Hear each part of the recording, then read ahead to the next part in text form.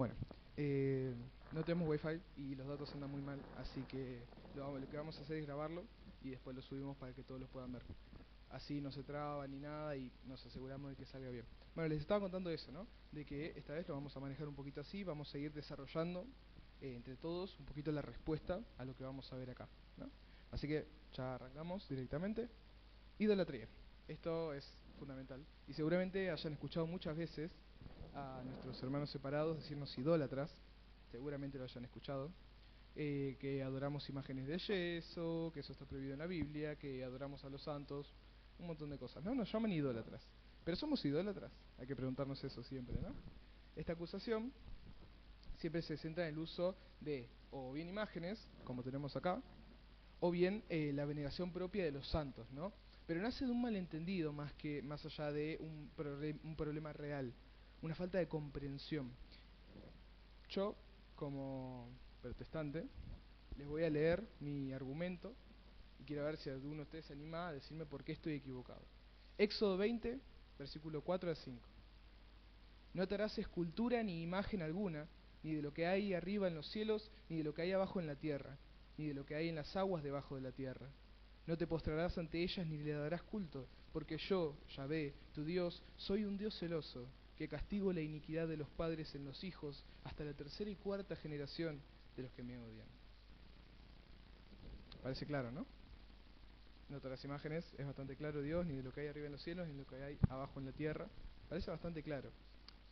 ¿Cómo ustedes responderían en esa situación? ¿Tienen algún versículo en la cabeza, alguna interpretación? A ver, cuéntenme. Igual no va a salir porque no se va a escuchar. Así que no tengan vergüenza.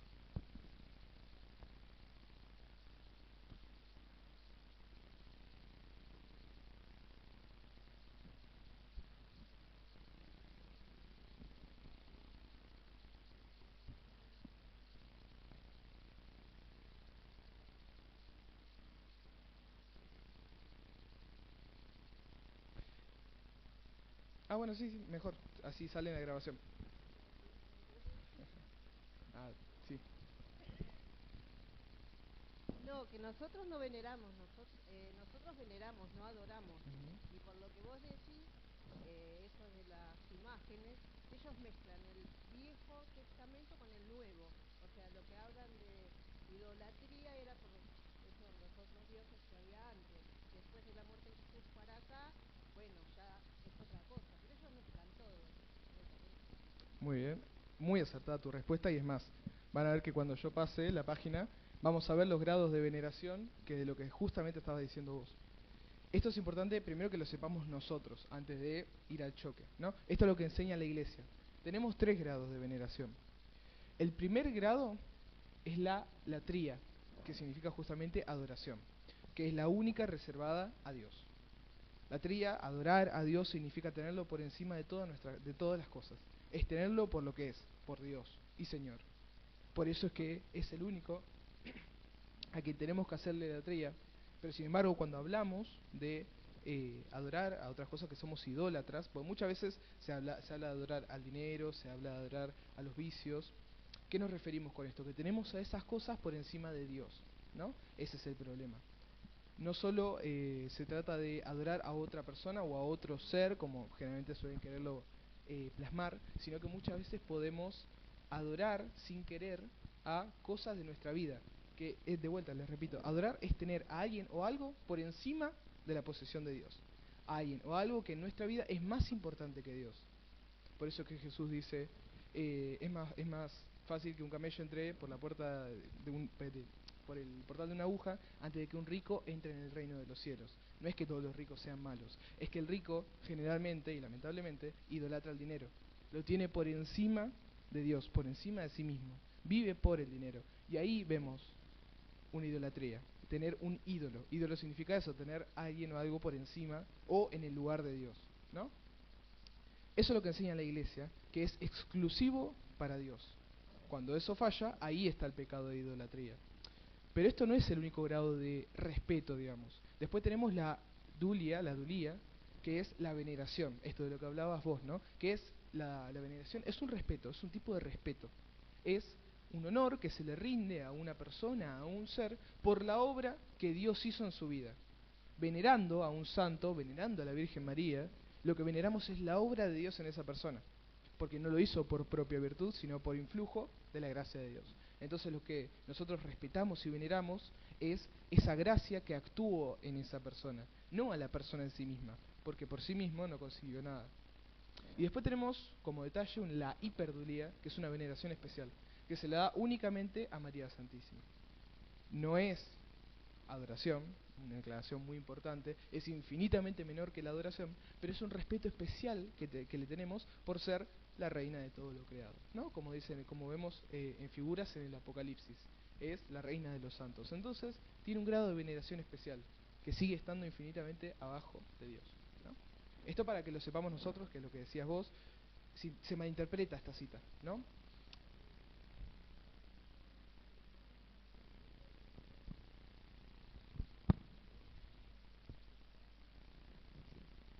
Entra más un tema de ideología que de buscar la verdad. Sí, sí, se mezcla. Y hay que también entender un poquito de contexto, ¿no? De lo que decías vos. ¿Qué pasaba en el Israel de ese tiempo? Los pueblos estaban acostumbrados a construir una imagen y creer que esa imagen era su Dios. Así como los griegos tenían imágenes de Atenea, de Zeus, y creían que en esas imágenes se estaba verdaderamente presente sus dioses, ¿no? Ahí estamos hablando de adoración. Pero no adoraban al yeso, al material, sino al Dios que representaba, al Dios que creían que estaba ahí. Por eso cuando el pueblo hace el becerro de oro, Dios se enoja, como es lógico, porque ellos creían en un Dios que lo tomaron de pueblos vecinos, ¿no? Y que lo construyeron negando, digamos, haciendo el pecado de idolatría, negando a su Señor, a Yahvé, que lo había tomado como pueblo. Esto como para tenerlo en cuenta. Ahora vamos con el debate bíblico, porque muchas veces esto no es suficiente. Explicar esto muchas veces no satisface. Entonces tenemos que ir al debate bíblico. ¿Realmente Dios no permitió que se hagan imágenes? Bueno, vamos a ver. Sobre las imágenes. Lo acabamos de leer, la prohibición de Éxodo 24, que no te harás imagen, es una prohibición a idolatrar. Y esto se entiende leyendo otros versículos. Por ejemplo, Éxodo 25:18, que dice, 25:18-19. Harás, además, 2 querubines de oro macizo, los harás en los 2 extremos del propiciatorio. Haz el primer querubín en un extremo y el segundo en el otro. Los querubines formarán un cuerpo con el propiciatorio, en sus 2 extremos. ¿Qué vemos acá? Dios le está dando a Moisés los pasos para construir el arca de la alianza. ¿Qué le manda a hacer? 2 querubines, que son 2 tipos de ángeles hechos en oro. Dios le manda a hacer una imagen a Moisés, pero eso no se contradice con lo que leímos antes. Bueno, ahí está la interpretación, ¿no? Cómo se interpretó. Los judíos no se escandalizaron por eso, porque lo interpretaron de la manera correcta. Lo que no tenían que hacer era idolatrar, no construir imágenes. Las imágenes son simples recuerdos que nos figuran a algo más grande. Las imágenes de los santos que tenemos acá quizás no son iguales a como fueron realmente, pero lo que nos evoca es un recuerdo. Una vez escuché una frase que decía, a través de las figuras, ¿cuántas miradas recibió la Virgen María? No importa el yeso, sino a lo que nos recuerda. Es una ayuda para la memoria, para la imaginación, ¿no? Para que podamos figurarnos eso, esa persona a quien le estamos hablando, en el caso de Jesús a quien estamos adorando, porque también tenemos figuras de Jesús, a cual podemos adorar, pero no a la figura, a Jesús que representa esa figura, ¿no? Pero también hay otros versículos, porque a veces también con uno se queda corto. Vamos a leer Números 21:8. Y dijo Yahvé a Moisés, hazte un abrasador y ponlo sobre un mástil. Todo el que haya sido mordido y lo mire, vivirá. Es la serpiente, ¿no? Que se cuelga en el palo.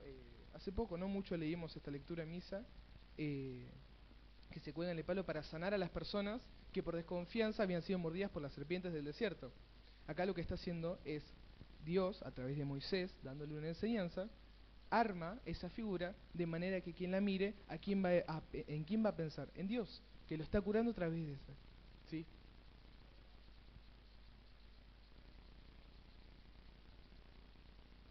Lo hagamos nosotros en nuestra cuenta, ¿viste? O sea, ¿qué parece a ti?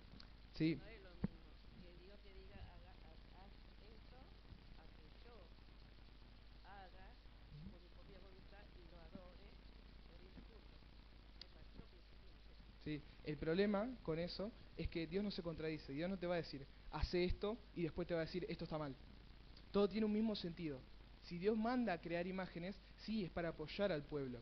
Pero eso no significa que el hacer imágenes esté mal, sino que esas imágenes se hicieron por evocación especial de Dios. Dios no se mete en la humanidad por cualquier cosa, no nos va a mandar a decir, hacer un yeso de esto, hacer un yeso de aquello. Si lo hizo, fue por un motivo especial, fue porque Israel recién se estaba formando como pueblo y necesitaba la guía especial de Dios. Por eso es que Dios habla constantemente con Moisés, para poder guiarlo y construir el pueblo de Israel. Cada obra de Dios tiene un desenlace mucho más grande que forma al pueblo judío. Entonces, el que hoy nosotros hagamos imágenes no significa que vaya en contra de este mandamiento, sino que lo que estamos haciendo es lo mismo que Dios alguna vez le ordenó hacer al pueblo, pero en otros sentidos, ¿no? Entonces, el sentido que está en que Dios no te va a decir esto está mal y después te va a mandar a hacerlo. Pues muchos protestantes dicen eso, ¿no? Pero estas imágenes las mandó a hacer Dios, entonces está bien. Pero Dios no te va a decir esto está mal y después te va a decir hacelo. Dios no se contradice, porque Dios es la verdad en sí mismo. Dios nunca se va a contradecir, nunca te va a decir esto y después decir aquello. En esto vemos lo mismo. Hay que interpretarlo como una sola cosa. Y en este caso se interpreta como idolatría, ¿no? Lo que no tenemos que hacer, no al yeso, sino a lo que representa. Y después vemos que, por ejemplo, Dios no condenó a su propio templo en Primera de Reyes. Vamos a leerla. Hizo en el Debir 2 querubines de madera de cebuche de 10 codos de altura. Un ala del querubín tenía 5 codos y la otra ala del querubín 5 codos, 10 codos desde la punta de una de las alas. Bueno, todas las medidas que no nos interesan ahora.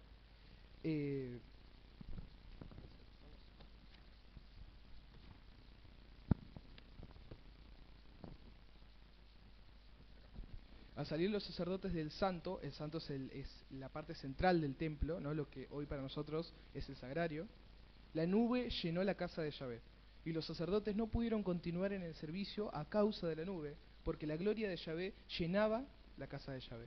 ¿Qué significa esto? Dios no condena al templo, que en el templo estaba el arca de la alianza que tenía los 2 querubines de oro. Eso no fue un error, sino que Dios lo glorificó. Glorificó lo que le había mandado hacer a Moisés, que es lo más lógico del mundo, ¿no? Ahí como vemos cómo se va entrelazando lo que Dios nos va diciendo y de ninguna manera se puede contradecir. Vamos a avanzar. Ahora vamos a hablar en línea esto, pero no de la figura, sino a la intercesión de los santos. Muchos protestantes dicen que, en algunas ramas dicen que los santos, las personas muertas que vivieron como Dios enseñaba, están dormidos.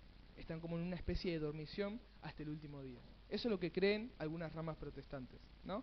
Que no pueden interactuar, no pueden intervenir para con nosotros. No podemos pedir su intercesión. Por eso es que nos dicen, ustedes le rezan a los santos y no entienden que son los santos los que interceden por nosotros ante Dios.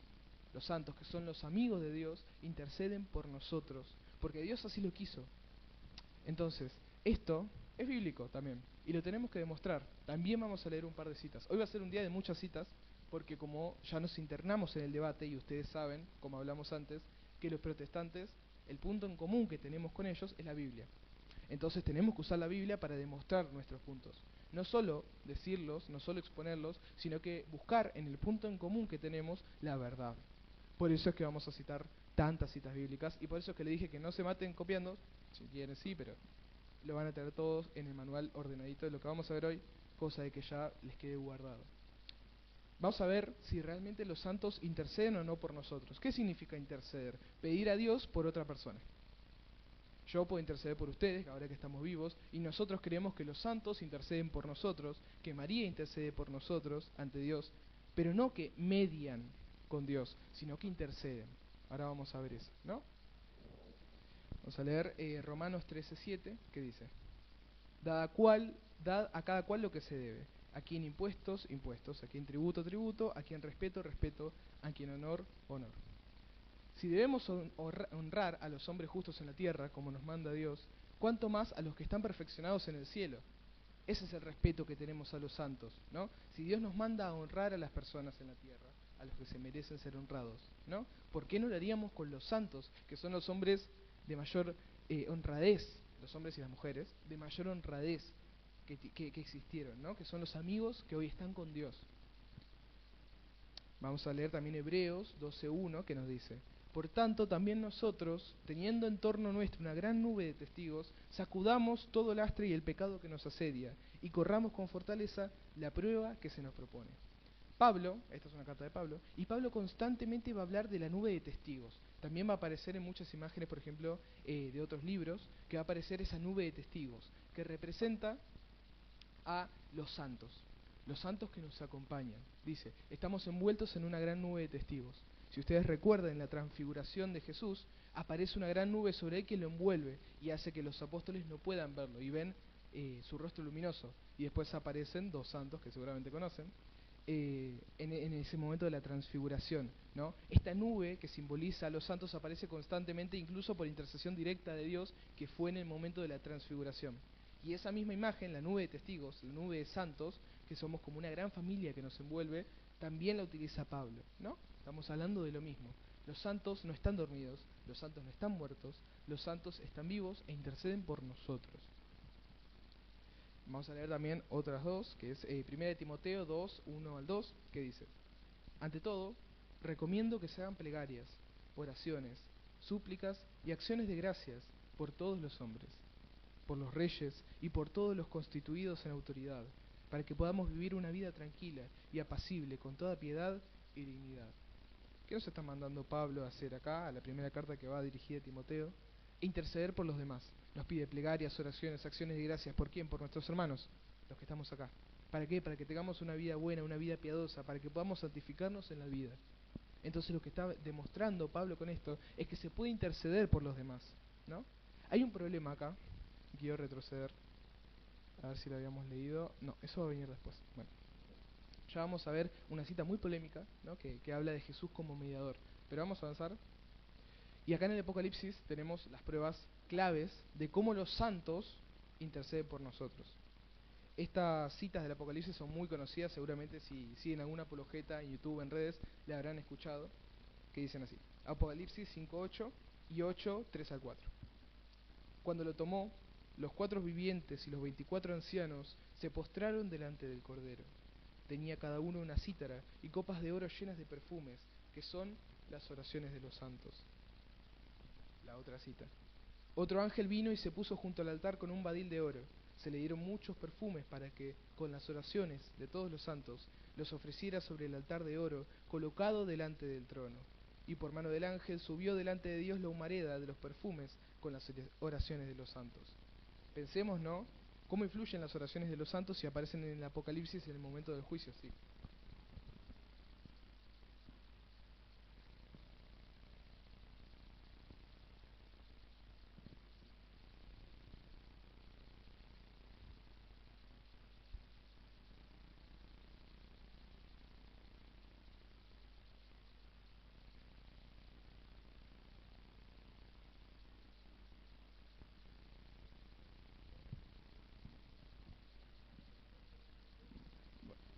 No, está bien, y eso es un argumento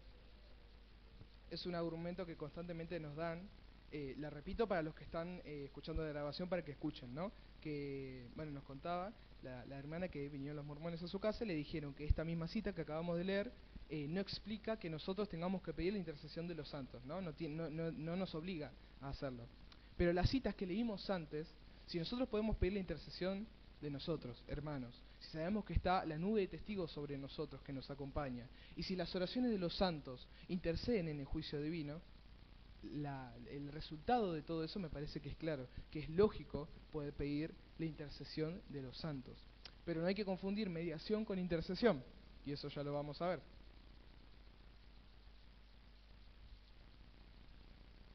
Ahora sí vamos a ver eso con un tema que se conecta. Vamos a ver la doctrina que se llama Solus Christus, que es una de las doctrinas que fundó la Reforma Protestante, doctrina que aún defienden muchas iglesias protestantes. ¿Qué nos quiere decir esto? Los católicos tenemos otros mediadores, recuerden la palabra, mediadores, además de Cristo. Muchas veces los protestantes nos acusan, como decías vos, de ir en contra de la Biblia por decir que tenemos otros mediadores frente a Dios, cuando la Biblia dice claramente que no. Vamos a leerlo. Esta es 1 Timoteo 2:5. Porque hay un solo Dios y también un solo mediador entre Dios y los hombres, Cristo Jesús, hombre también. Parece claro, ¿no?, si lo leemos sacado de contexto. Y parece muy claro, porque nos dice, solo está Jesús como mediador, no necesitamos nada más. Listo, la doctrina cierra perfectamente. ¿Es verdad? Vamos a verlo. La doctrina, primeramente, esto va a ser medio raro al principio, es correcta. pero ya lo vamos a aclarar. ¿Por qué la doctrina es correcta? Porque de hecho, esta doctrina protestante es cierta. Jesús es el único mediador entre Dios y los hombres. No podemos ir en contra de la Biblia. Pero hay algo que hay que comprender acá. Una cosa es mediación y otra cosa es intercesión. Ahora vamos a ver eso, ¿no? Y vamos a leer, muy importante, leer el contexto. No solo agarrar un versículo y leer el versículo, sino leer el contexto del versículo. ¿Qué nos quiere decir todo? No solo ese pedacito. Nosotros leímos 1 Timoteo 2:5. Ahora vamos a leer 1 Timoteo 2:1-2. Un par de versículos antes. ¿Qué nos dice? Lo que habíamos leído antes. Ante todo, recomiendo que se hagan plegarias, oraciones, súplicas y acciones de gracias por todos los hombres, por los reyes y por todos los constituidos en autoridad, para que podamos vivir una vida tranquila y apacible, con toda piedad y dignidad. Es lo que leímos antes, ¿no? Si solo Cristo es mediador, ¿por qué Pablo, 3 versículos antes, nos manda a pedir intercesión, a interceder por nuestros hermanos, a dar acciones de gracias, a dar oraciones? ¿Por qué? ¿Por qué nos está pidiendo si solo Cristo es el mediador? Bueno, hay que comprender eso, ¿no? ¿Qué nos está cerrando? Y acá tenemos que hablar de la participación. Más allá de lo de la Biblia, nosotros sabemos que Dios es un Dios de amor. Dios es amor. Y en ese amor, Dios quiso que todas las criaturas que Él quiso para amar, para poder amarlas y ser amado de vuelta, participan en su obra. Somos partícipes no solo de nuestra propia salvación, sino que también de la salvación de nuestros hermanos. ¿Y cómo lo explicamos eso? Porque creemos y afirmamos que Cristo es el único mediador entre Dios y los hombres, pero esto es solamente porque Dios puede justificar los pecados de los hombres ante Dios. Una persona no podría justificar los pecados de la humanidad ante Dios, no tiene el cómo. Y por eso es que hablamos del sacrificio del Cordero. ¿Por qué Jesús tuvo que venir a la tierra realmente? Para esto, para que sacrificándose como Cordero, para darse en ofrenda por los pecados de toda la humanidad, pueda salvarnos. Era necesario que viniera Jesús porque solo Dios, solo un infinito, puede justificar, como le llamamos, justificar los pecados de todos los hombres. Ninguna persona sería capaz por virtud propia de hacer lo mismo. Por eso era necesario que Jesús viniera al mundo y se sacrificara. Ese es el sacrificio de Cristo. Y por eso, recuerden la homilía de hoy, los que estuvieron en misa, si estuvieron todos, justificar no significa que ya estamos perdonados. Recuerden la homilía de hoy. Significa que Jesús intercedió por nosotros, mejor dicho, me aclaro, me dio ante Dios por nosotros, ofreciéndonos ¿qué? La posibilidad de salvarnos. Si ya estuviéramos salvados, no tendríamos que hacer nada más. Listo. Ya está, vivo mi vida, total, ya estoy salvado. No es así. Él nos justificó, pero todavía no estamos perdonados. Nos dio la chance, la posibilidad de salvarnos. Y ahí está nuestro obrar. Ahí está lo que tenemos que hacer. Pero en este sacrificio, Cristo quiso que las otras personas, los otros hombres, sus amigos, participen activamente de su mediación, así como todos nosotros participamos como una gran familia de la comunión, en la cual todos comulgamos con el Sagrado Corazón de Jesús. Somos una familia, por eso nos llamamos hermanos, ¿no? Somos todos hijos de Dios, y como hijos de Dios, y porque Dios así lo quiso, nosotros podemos interceder por los demás.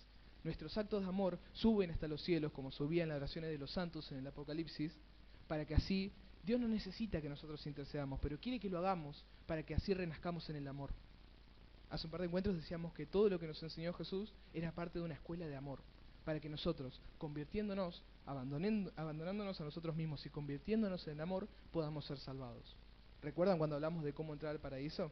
Bueno, esto se conecta de la misma manera, ¿no? Es la escuela de amor. Y en esa escuela de amor, Dios quiso que nosotros participemos en la salvación de los demás, para que todos juntos podamos subir al cielo en un acto de amor y de familiaridad.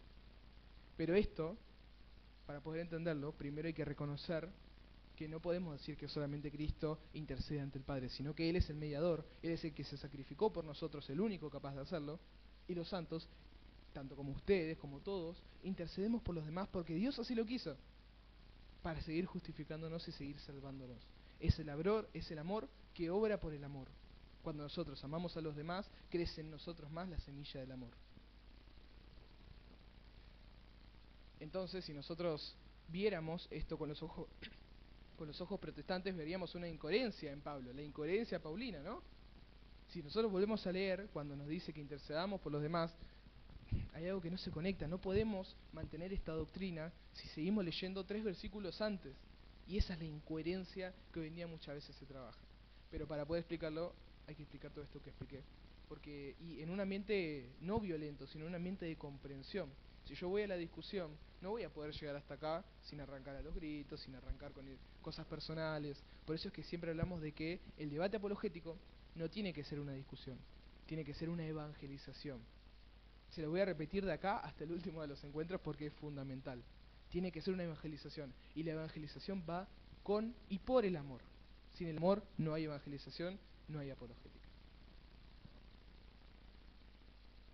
Ahora vamos a ver más fundamentos bíblicos todavía de esto, porque hay un montón de ejemplos que nosotros podemos tomar. Vamos a leer 1 Corintios 3:9, que dice: ya que somos colaboradores de Dios y vosotros, campo de Dios, edificación de Dios. Ahí Pablo se está llamando así y a otros, a los apóstoles, al resto de los hermanos, colaboradores de Dios. Es lo que le decía antes. Dios quiso que colaboremos en la salvación de los demás, en un acto de amor conjunto. Yo amo, vos me amás y los dos amamos al Señor. Por eso el primer mandamiento dice: amarás al Señor tu Dios con todo tu corazón, con toda tu alma, con todo tu ser. Y el segundo mandamiento dice: amarás a tu prójimo como a ti mismo. Fíjense cómo se conecta todo esto con la homilía que escuchamos hoy. Está bueno para ir interconectando, ¿no?, el Evangelio con lo que estamos leyendo. Otra cita, 2 Corintios 5:20. Somos, pues, embajadores de Cristo, como si Dios exhortara por medio de nosotros. En nombre de Cristo suplicamos, reconciliaos con Dios. Esta cita tiene un montón de cosas. Primero, Pablo, que también escribió esta carta, se llama embajador de Cristo. Ahí ya vamos viendo el tema de los obispos que hace tanto tiempo hablamos, ¿no? Embajadores de Cristo. ¿Cómo lo llamamos al Papa? A ver, ¿quién me dice cómo lo llamamos al Papa? ¿Qué me puede decir? Algo de Cristo. ¿Cómo se lo llama al Papa? Algo así. Algo así. Algo así. No, de Pedro, no de Cristo. Sucesor de Cristo no. Vicario de Cristo, ¿no? Bueno, es una palabra medio complicada, la vimos hace rato. Vicario de Cristo se lo llama al Papa. Pablo llama embajadores de Cristo. Es muy similar, ¿no? Después dice, como si Dios exhortara por medio de nosotros. Es Dios hablando a través de sus embajadores. Es ahí cuando hablamos de la persona de Cristo obrando en los demás. Por eso es que el sacerdote en la misa actúa in persona Christi, en la persona de Cristo, como si fuera Cristo, ¿no? Acá están los fundamentos. Pero bueno, eso sería otro tema que hoy no nos compete, sino que estamos viendo más lo de la participación, ¿no? Después podemos leer Hebreos 4:14, que dice: teniendo pues tal sumo sacerdote que penetró los cielos, Jesús el Hijo de Dios, mantengamos firmes la fe que profesamos. Ahí aclaramos una cosa: Cristo es el único sumo sacerdote, algo que también se suele malinterpretar, ¿no? No hay otro sumo sacerdote, es Jesús. Y quienes actúan en la persona de Jesús son los embajadores de Dios, que exhortan como si de Dios se tratase. Hablan en nombre de Dios, pueden hablar en nombre de Dios, por eso pueden celebrar la misa en nombre de Dios, pero lo hacen en la persona de Cristo, simbolizando a Cristo, ¿no? Y después vamos a leer una última sobre este tema, que es Juan 20, 22-23, otra más como para seguir sumando. Dice: dicho esto, sopló sobre ellos y les dijo: recibid el Espíritu Santo, ¿no? Eso es como lo que nos cierra un poquito esto. Dios se da a sí mismo. ¿Cómo? En el Espíritu Santo. Cuando decimos que tenemos el Espíritu Santo, es Dios en nosotros. Y esto se conecta con lo que decíamos, ¿no? En la persona de Cristo, los embajadores, es Dios a través de nosotros. Sin el Espíritu Santo no podríamos actuar in persona Christi. No nosotros, sino los sacerdotes, los obispos, el Papa, etc. Saltamos a otro tema ahora, que es otro de los fuertes. Y acá también hay muchas citas, así que prepárense. A ver cómo vamos de tiempo. Bueno, son las 8:07, venimos bien. Este es el último tema que vamos a ver hoy. Vamos a hablar de la Eucaristía. ¿Es solamente un símbolo la Eucaristía? Esto es un tema más agarrado de los pelos. Van a escuchar, primero van a ver que en ninguna iglesia protestante hay Eucaristía. En ninguna. Hay alguna que quiere tener una cosa parecida, pero en ninguna se afirma que realmente está Jesús presente.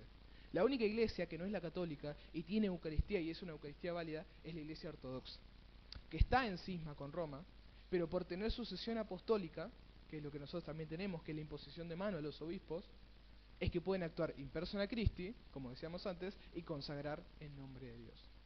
No dejan de estar en cisma con Roma, no somos la misma iglesia, pero sus sacramentos son válidos, son la única iglesia. El resto de iglesias o tienen símbolos o no lo tienen, o lo ignoran totalmente, ¿no? Y hay muchas veces que estos iglesias donde se trata de un símbolo te dicen, no lo dijo Jesús literalmente, sino que era una forma de decir para recordarlo. Entonces en sus celebraciones, ¿qué hacen? Un símbolo, justamente, agarran un pan, hacen que lo bendicen, qué sé yo, y se lo llevan. Pero no creen que esté verdaderamente Jesús ahí, sino que es un recuerdo, ¿no? Bueno, esto suele pasar. Y después se utilizan citas como Juan 19, que la vamos a leer también.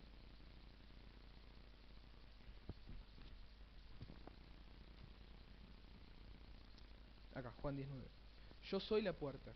Si uno entra por mí, estará a salvo. Entrará y saldrá y encontrará pasto. En el Evangelio, ¿no? Afirma ahí que Jesús hablaba en metáforas, porque Jesús no es ninguna puerta. Jesús dice, yo soy una puerta. Jesús ha hablado de forma metafórica. Jesús no es ninguna puerta. Jesús no era pastor de oficio. Sin embargo, es el buen pastor. Habla en metáforas. Pero no todo lo que nos conviene son metáforas. Porque si no vamos a interpretar todo como nosotros queremos, las enseñanzas de Jesús, y después se desvirtúa todo. Y es lo que pasó. Después también, otra cita que se suele recurrir, ¿no? Es Juan, otra vez Juan 6, versículo 63, que dice: el Espíritu es el que da vida, la carne no sirve para nada. Las palabras que os he dicho son espíritu y son vida. Ténganlo en mente. Piensen que esto se toma para decir la carne no sirve de nada, entonces Jesús no podría haber dado su carne en la Eucaristía, ¿no? Pero acá Jesús no está hablando de sí mismo, sino que está hablando de los hombres, en el lenguaje metafórico, de los hombres. La carne como símbolo de la humanidad sin Dios, de la humanidad sin amor, ¿no? Lo que hace la carne. Si ustedes leen, se usa mucho en el lenguaje paulino, en las cartas paulinas, que Pablo habla generalmente de la carne cuando se quiere referir a la humanidad sin Dios, a la humanidad sin amor, ¿no? Y ahora vamos a leer, esto es largo, así que prepárense, pero es un discurso muy importante que nos ayuda a entender mejor todo lo que estamos diciendo, que es Juan 6, del versículo 48 al 68. Así que abran los oídos. Yo soy el pan de la vida. Vuestros padres comieron el maná en el desierto y murieron. Este es el pan que baja del cielo, para que quien lo coma no muera. Yo soy el pan vivo bajado del cielo. Si uno come de este pan vivirá para siempre, y el pan que yo le voy a dar es mi carne por la vida del mundo. Discutían entre sí los judíos y decían: ¿cómo puede éste darnos a comer su carne? Jesús le dijo: en verdad os digo, si no coméis la carne del Hijo del Hombre y no bebéis su sangre, no tenéis vida en vosotros. El que come mi carne y bebe mi sangre tiene vida eterna, y yo le resucitaré el último día, porque mi carne es verdadera comida y mi sangre verdadera bebida. El que come mi carne y bebe mi sangre permanece en mí y yo en él. Lo mismo que el Padre que vive me ha enviado, y yo vivo por el Padre, también el que me coma vivirá por mí. Este es el pan bajado del cielo, no como el que comieron vuestros padres y murieron. El que coma este pan vivirá para siempre. A ver, se me pasó la página.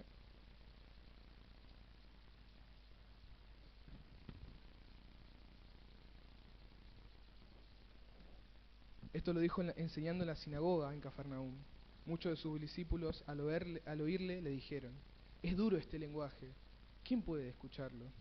Pero sabiendo Jesús en su interior que sus discípulos murmuraban por esto, les dijo: ¿esto os escandaliza? Y cuando veáis al Hijo del Hombre subir a donde estaba antes, el Espíritu es el que da vida, la carne no sirve para nada. Las palabras que os he dicho son espíritu y son vida. Pero hay entre vosotros algunos que no creen, porque Jesús sabía desde el principio quiénes eran los que no creían y quién era el que lo iba a entregar. Y decía: por esto os he dicho que nadie puede venir a mí si no se lo concede el Padre. Desde entonces muchos de sus discípulos se volvieron atrás y ya no andaban con él. Jesús dijo entonces a los 12: ¿también vosotros queréis marcharos? Le respondió Simón Pedro: Señor, ¿dónde quién vamos a ir? Tú tienes palabras de vida eterna, y nosotros creemos y sabemos que tú eres el Santo de Dios. Todo este relato enmarcado nos habla de esta situación que tuvo Jesús y tiene un montón de detalles que nosotros vamos a tomar para hablar de la Eucaristía. Es uno de los relatos en los cuales se sostiene la Eucaristía, más allá de la última cena, que es donde se instituye, ¿no? Primero, Jesús intensifica su lenguaje. Él dice: yo soy el pan de vida, el pan que yo daré es mi carne. Carne en griego, en los escritos originales, dice sarx, lo cual yo daré por la vida del mundo. Sarx es literalmente carne de cuerpo.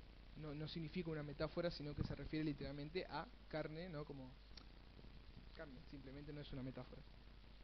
Después, los judíos contendían entre sí diciendo, ¿cómo puede este darnos a comer su carne?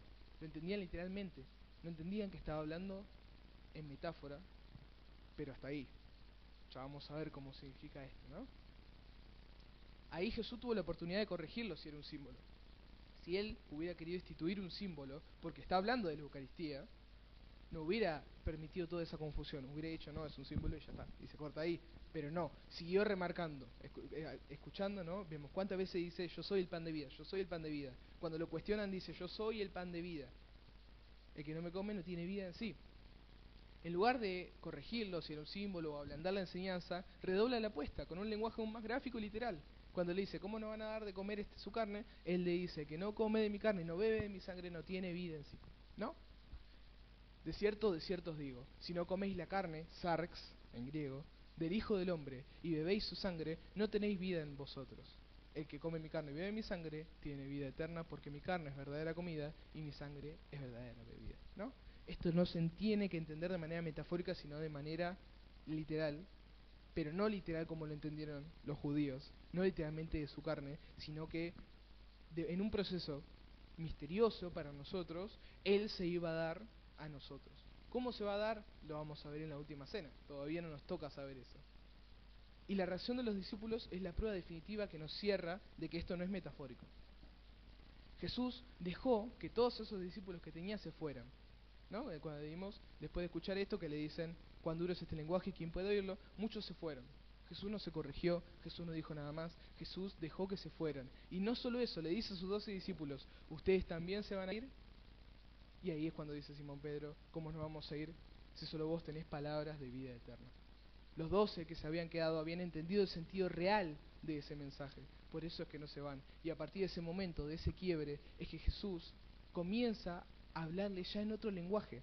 Ya no les habla de el bien, del reino de los cielos, sino que ya comienza a prefigurar lo que va a ser su sacrificio, ¿no? Y todo esto se cierra, obviamente, en la institución de la Eucaristía cuando se ha sentido cómo Jesús nos va a dar de comer su carne. Piensen que los discípulos no lo entendían, los que se quedaron no sabían cómo iba a ser, pero eligieron creer, eligieron tener fe, porque creían que verdaderamente era Jesús, era el Hijo de Dios. Tú eres el Santo de Dios, dice Pedro en el último versículo. Santo de Dios en referencia al Mesías, ¿no? Y ahora vamos a leer Mateo 26, que es un versículo que le va a ser conocido. Mientras estaban comiendo, tomó Jesús pan y lo bendijo y lo partió. Y dándoselo a sus discípulos dijo, tomad, comed, este es mi cuerpo. Acá vemos que se cumple lo que habían visto antes, tiempo atrás, en esa historia, ¿no? Del pan de vida, del pan bajado del cielo, se cumple en la institución. Tomen, les da pan, este es mi cuerpo. Ahí los discípulos que tuvieron fe, que sin saber cómo lo iba a hacer, lo siguieron, comprenden cómo va a ser. Ya no hacen preguntas. Entienden que ahí está Jesús. Porque los ojos de la fe no son los ojos de la carne, como hablaba San Pablo, ¿no? Si entendemos las cosas con los ojos de la carne, de forma literal, nos vamos a equivocar. Por eso es que hay que entenderlo con los ojos de la fe. Jesús está presente en la Eucaristía como estuvo presente en el pan que le dio a sus discípulos. Igualmente presente, pero escondido tras las especies, del pan y del vino.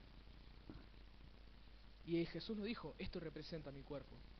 Porque si hubiera sido un símbolo, hubiera dicho, esto representa mi cuerpo, háganlo en memoria mía. No, Él dice, este es mi cuerpo. Él se lo da, este es mi cuerpo, esta es mi sangre. De forma literal, y lo vuelve a afirmar. No hay nada que entender de forma metafórica. Y después, no queda solamente acá lo que fue la institución, sino que después de la asunción de Jesús, los apóstoles siguen hablando de esto. Y es más, era lo que se celebraba como la misa más primitiva dentro de la comunidad cristiana, ¿no?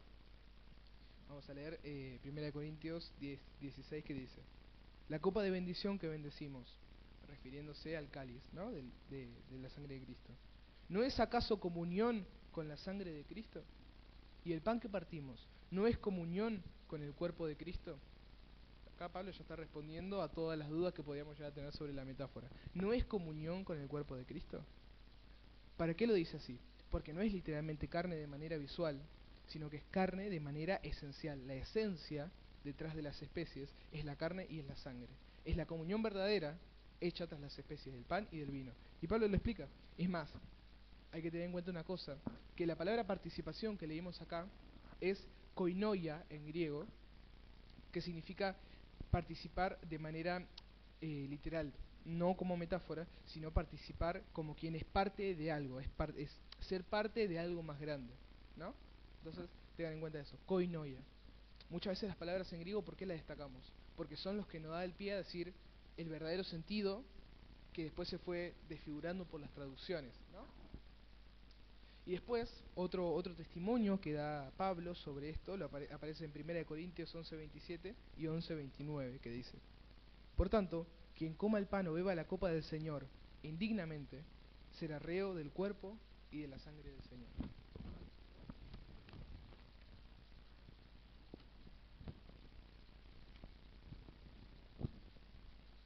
Pues quien come y bebe sin discernir el cuerpo, discernir, come y bebe su propio castigo.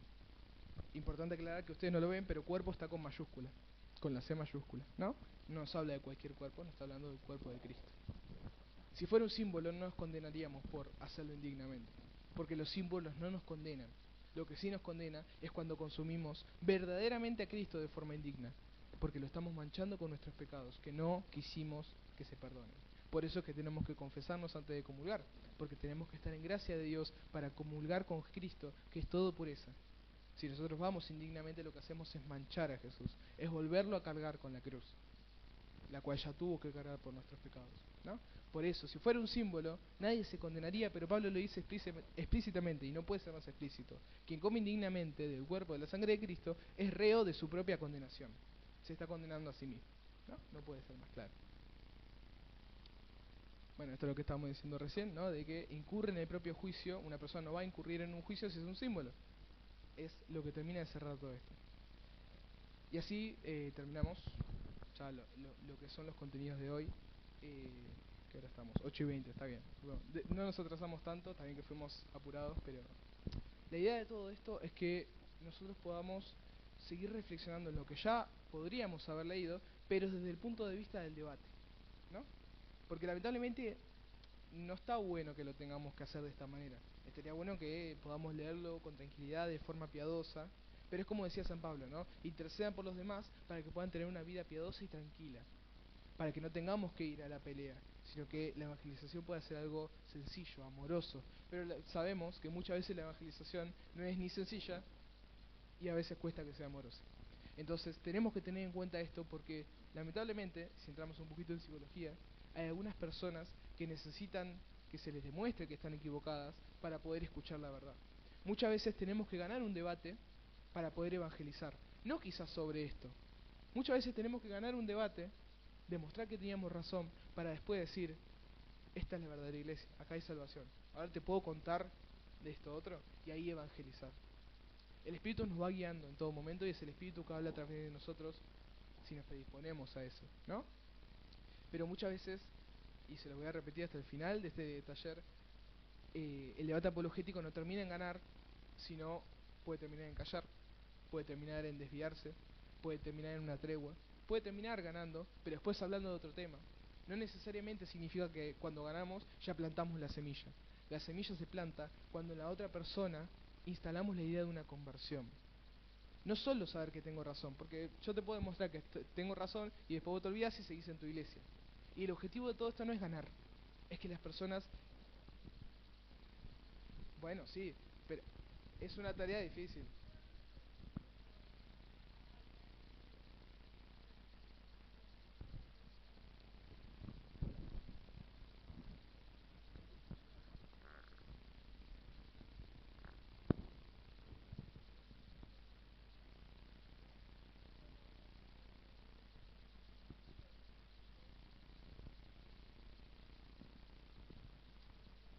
Es algo muy normal igual, en muchas familias pasa, en muchas amistades. Sí,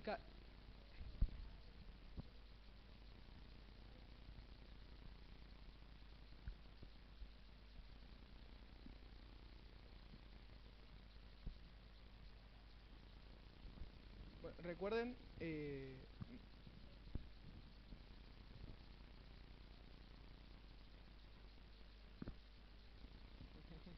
está perfecto. Pero recuerden lo que dijimos en el primer encuentro. Sí.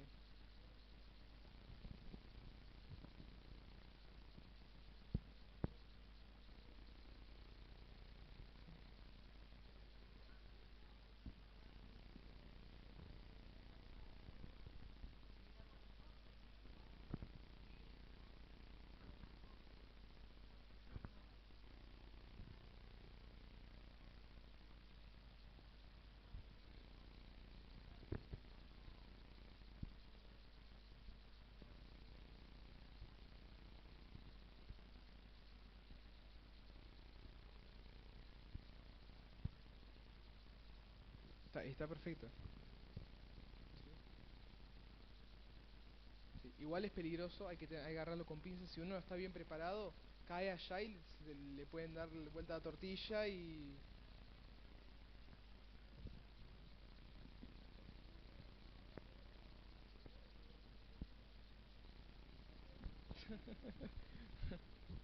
Bueno, pero recuerden lo que hablamos el primer encuentro, que es muy importante para esto. Yo le dije la verdad incómoda el primer encuentro, para que ya arranquemos con el pie derecho. ¿Se acuerdan cuál era la verdad incómoda que tanto recalqué? Que solo en la Iglesia Católica hay salvación. Esa es la verdad incómoda. ¿Por qué lo planteé en el primer momento? Para que después nosotros podamos entender por qué todo esto es importante. Porque si no se vuelve un debate por hobby y no realmente por lo que nos interesa. ¿Por qué es importante evangelizar? Por eso. Porque creemos que nosotros tenemos la verdad completa y el resto de iglesias la verdad incompleta o la verdad nula en algunos casos, ¿no? ¿Cómo podemos estar seguros en otras iglesias de que nos vamos a salvar? No hay ninguna seguridad. La única en la que estamos seguros es acá. Por eso es importante evangelizar. Y Dios tiene un plan para todos igual. Para todos. En todo momento Él tiene un plan para que vuelvan. Y todo llega. No nos tenemos que apurar. Tenemos que ser herramientas de Dios, pero no forzar a los planes de Dios, ni a los tiempos de Dios. Entonces, ¿qué tenemos que hacer? Escuchar. Está bien escuchar sus argumentos también para saber cómo responderlos. Pero escuchar, entender, y cuando llegue el momento indicado, y lo vamos a saber cuando sea, plantar la semilla. Que no tiene que ser como le dije yo. No le van a ir a decir, solo en mi iglesia hay salvación, porque obviamente eso no va a servir de nada. No hay que ir a choque, sino a la comprensión. Plantar la semilla. Pedro fue el primer papa, como un debate, una charla, ¿no? Y a partir de ahí arrancar. Arrancar a sembrar la duda. ¿Estoy en lo correcto? Porque muchas veces pasa que se van a otras iglesias por emociones. Porque les es más cómodo, porque lamentablemente nuestra iglesia es incómoda. A nadie le gusta tener que confesar lo que hizo mal frente al sacerdote.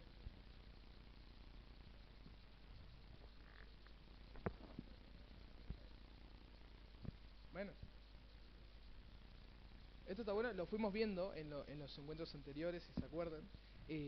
Pero muchas veces se va porque nos hace sentir bien, porque a nosotros es muy incómodo estar acá y hacer lo que hacemos nosotros, y es la manera incómoda de llegar a ser santos.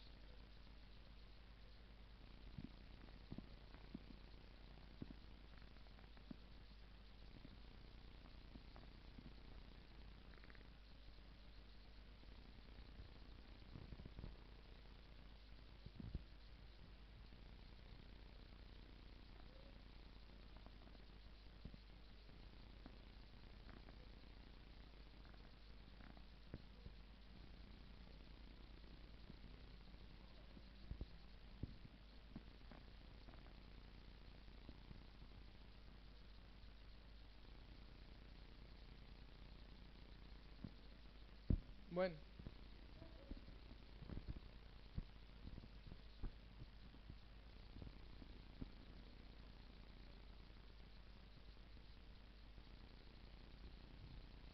¿sí? Y después leemos la escritura que dice, a quienes les perdonen los pecados les serán perdonados, a quienes no les perdonen no les serán perdonados. Después dice, sí,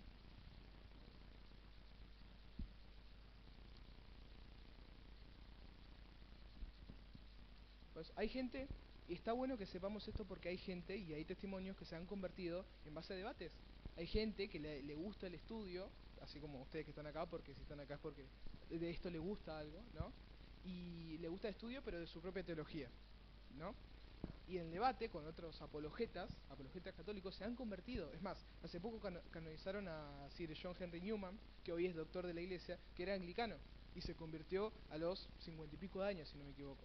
Nunca es tarde, pero tiene que estar el pie, ¿no? La semillita plantada, por eso Dios quiere que participemos, Nosotros participamos en la salvación de los demás, de nuestra familia, de nuestros amigos, plantando la semilla y acompañando. Porque una vez que la semilla está plantada puede crecer un poco, pero si no se acompaña, si no se riega, la semilla muere, ¿no?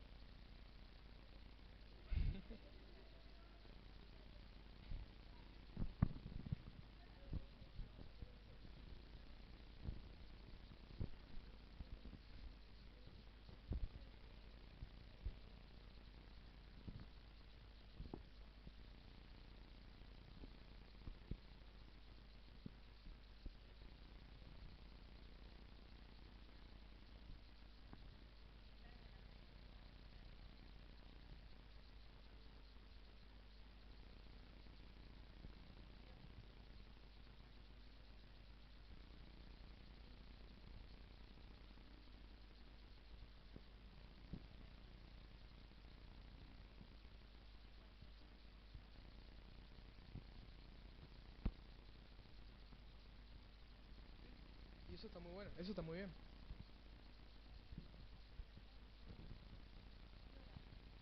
Sí, sí, sí, sí. Ahora, a ver, vos te das cuenta, ¿no? Sí. A veces el debate ellos te escuchan, pero no pasa nada. Vamos por otro camino. Ya hay que ir analizando las opciones pastorales, ¿no? Para ese sentido. Pero vos decís, hay que ser ejemplo. Dice la palabra. Ustedes sean santos como es santo su Padre Celestial. Ya parezco evangélico diciendo tantas citas, pero...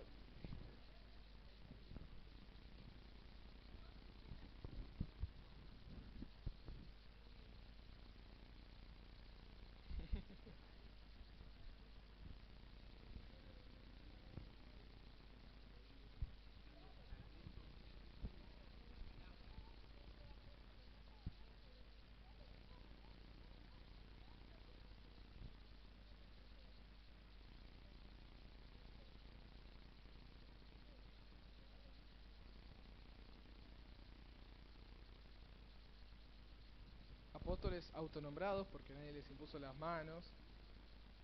Por eso dicen. No tienen sucesión apostólica. Es lo que decíamos de la iglesia ortodoxa. No, a ellos sí tienen, pero el resto no tienen sucesión apostólica. Bueno, esto ya igual lo vimos hablando, ya fuimos trabajando.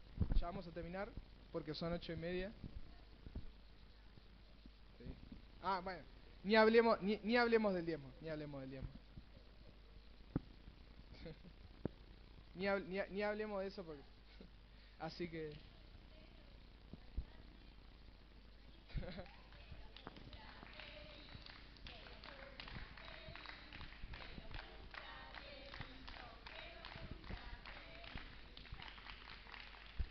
Gracias, gracias, gracias. Así que bueno, eh, si a alguno le quedó algo dando vuelta a la cabeza, como siempre lo pueden poner en el grupo, me pueden mandar mensaje, no hay problema, está bueno aclarar. Y nos vemos la semana que viene, que me parece que también vamos a poder tener el sábado. Así que, y vamos a seguir viendo duro. Así. Ah, bueno, sí, vamos a ver, sí, tenés razón, me olvidé. Vamos a ver si llegamos, si no, y si no se va a hacer el domingo, como los días que no podemos hacer el sábado. Claro, no vamos a llegar. Bueno, entonces va a ser el domingo seguramente. Así que bueno, muchas gracias a todos por escuchar y nos vamos a estar viendo.